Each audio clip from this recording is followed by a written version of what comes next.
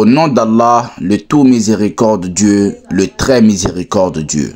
Que la paix et la bénédiction d'Allah soient sur notre prophète bien-aimé Mohammed, ainsi que sur sa famille et ses compagnons.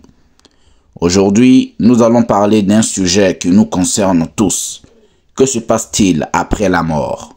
Quelle est la réalité du voyage de l'âme après que l'on quitte ce monde? Que disent le Coran et la Sunna sur ce qui nous attend après la mort? Accrochez-vous bien, car ce sujet est d'une importance capitale. Il ne s'agit pas de simples spéculations, mais de vérités révélées par Allah et expliquées par notre bien-aimé Mohammed sallallahu alayhi wa sallam. Le moment de la mort, la séparation de l'âme et du corps. Allah Azza wa Jalla nous dit dans le Saint-Coran, dans la sourate Al-Ankabut, verset 57. Chaque âme goûtera à la mort, et c'est vers nous que vous serez ramenés. Lorsque l'instant du décès arrive, l'âme se sépare du corps. Le prophète sallallahu alayhi wa sallam a décrit la scène en détail. Pour le croyant, l'âme sort facilement, comme une goutte d'eau qui s'écoule d'un récipient. Les anges viennent avec des visages lumineux, porteurs de miséricorde et de parfums paradisiaques. Pour le mécréant et le pervers, c'est un moment terrifiant. Les anges viennent avec des visages sombres, arrachent l'âme brutalement et elle sort avec douleur. Le prophète sallallahu alayhi wa sallam a dit, lorsque l'âme du croyant quitte son corps, deux anges la prennent et l'amènent au ciel avec douceur et respect. Lorsqu'elle arrive devant Allah, il dit, écrivez mon serviteur dans Ilyin, le registre des âmes pieuses, puis ramenez-le sur terre, car je l'ai créé de la terre et c'est vers elle qu'elle retournera.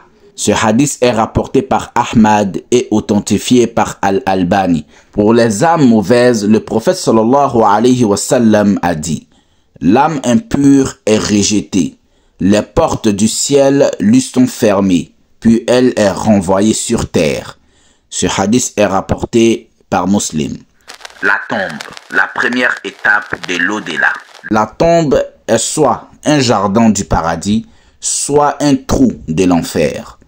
Le prophète sallallahu alayhi wa sallam a dit dans un hadith rapporté par Abu Daoud et authentifié par Cheikh Al-Albani. Lorsque le serviteur est enterré, deux anges viennent à lui et lui demandent « Qui est ton Seigneur? Quelle est ta religion? Qui est cet homme Mohammed ?» Le croyant répond correctement « Mon Seigneur est Allah, ma religion est l'islam et Mohammed est mon prophète. » sallallahu alayhi wa sallam. Il recevra alors une bonne nouvelle et sa tombe s'élargira. Le mécréant ou l'hypocrite dira « Je ne sais pas ». Sa tombe se refermera sur lui jusqu'à écraser ses côtes. Allah Azza wa Jalla nous dit dans la sourate Ghafir verset 46 « Le feu auquel ils sont exposés matin et soir, et le jour où l'heure arrivera, il sera dit « Faites entrer les gens de Pharaon dans le plus dur châtiment. » Le barzakh, la vie intermédiaire. Le barzakh est l'étape entre la mort et la résurrection. Le prophète sallallahu alayhi wa sallam a dit dans un hadith rapporté par At-Tirmizi et authentifié par Cheikh Al-Albani, la tombe est la première des demeures de l'au-delà. Si la personne y trouve du bien, alors ce qui viendra après sera meilleur. Sinon, ce qui viendra après sera pire. Les âmes des croyants sont en paix et jouissent d'une récompense anticipée, tandis que les âmes des mécréants subissent un châtiment. Le jour de la résurrection et le jugement. Allah Azza wa Jalla nous dit dans le Saint-Coran, dans la sourate Ibrahim, verset 48. Le jour où la terre sera remplacée par une autre, de même que les cieux, et où tous apparaîtront devant Allah, l'unique, le dominateur suprême. Les âmes seront rassemblées dans leur corps, et tous se tiendront devant Allah. le livre des actions sera rétribué. Ceux qui recevront leur livre dans la main droite seront sauvés. Ceux qui le recevront dans la main gauche seront condamnés. Allah Azza wa Jalla nous dit dans Surat Al-Inshiqaq, du verset 7 au verset 12, « Celui qui recevra son livre en sa main droite, il sera jugé avec indulgence et retournera joyeux auprès des siens. Mais celui qui recevra son livre derrière son dos, il invoquera la destruction sur lui et brûlera dans un feu ardent. Ensuite viendra le pont Sirat, une passerelle plus fine qu'un cheveu et plus tranchante qu'un sabre. Seuls les croyants sincères réussiront à le traverser. Le prophète sallallahu alayhi wa sallam a dit: certains passeront comme l'éclair, d'autres comme le vent, d'autres marcheront et certains ramperont.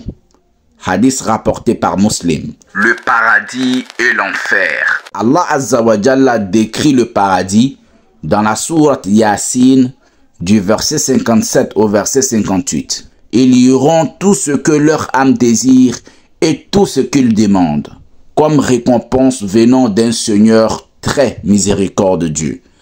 Et l'enfer, Allah Azza wa Jalla dit dans la sourate Az-Zukhruf, verset 77, « Ô Malik, que ton Seigneur nous achève. » Il dira, « Vous êtes pour y demeurer. » Le prophète sallallahu alayhi wa sallam a dit dans un hadith rapporté par Al-Bukhari et Muslim, « L'enfer sera rempli de ceux qui auront rejeté la foi et de ceux qui auront désobéi à Allah. » En conclusion, frères et sœurs en Allah, le voyage de l'âme après la mort est une réalité inévitable.